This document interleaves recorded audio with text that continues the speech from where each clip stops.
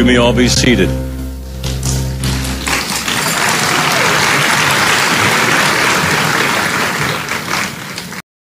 To the friends of Trinity Christian School, all the out-of-town relatives, I met a family who drove in from Boston where they parked the car.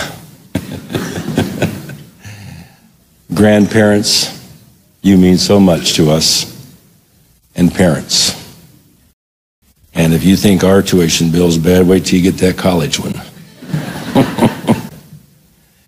And then to our esteemed graduates.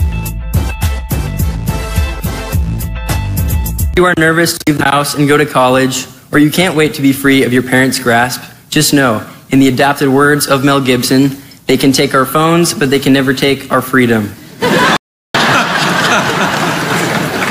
This freedom would not be possible without countless hours, tears, and prayers of our teachers.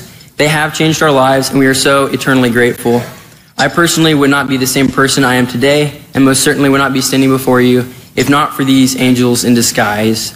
I am honored and humbled to be speaking before you this evening, and hopefully I will speak joy into your life. You will take a walk with me down memory lane, and our students will be motivated for the future.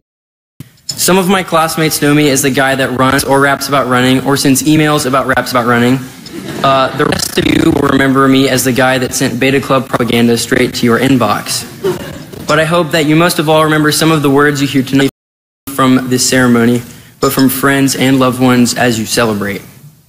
So please note that the introduction to this speech you just heard was written in February after being notified that I would have the opportunity to speak this evening. I would at this time like to use a window into the mind of a senior in their final months through some of my journal experiences. March 8th. It is far too cold for my taste. Some days I cannot wait until graduation. Others I can't imagine waking up and not being a Trinity student any longer. Today was spring pictures. Lots of fellow seniors wore their cap and gown to school. Some of them have already lost their tassels. Many people have told me to enjoy my senior year. Don't get me wrong, I'm having a good time, but I'm not sure what they meant by this. Any more discussion of AP exams, prom, or graduation may be the death of me. 10 days later, March 18th. Okay, the whole senioritis thing is very real. I believe it now. But I'm getting over the condition, or at least to cope. This last week was a culmination of that. Must be the pollen. The weekend has shown me that it is now more than ever important to keep going, even when we least want to. I've learned that endurance when the going gets tough is what makes the going worth it. 1 month later, April 18th. This has been a long year. I have learned so much from amazing teachers and mentors at Trinity. My only wish is that all of my class take advantage of the wisdom I've learned our teachers have.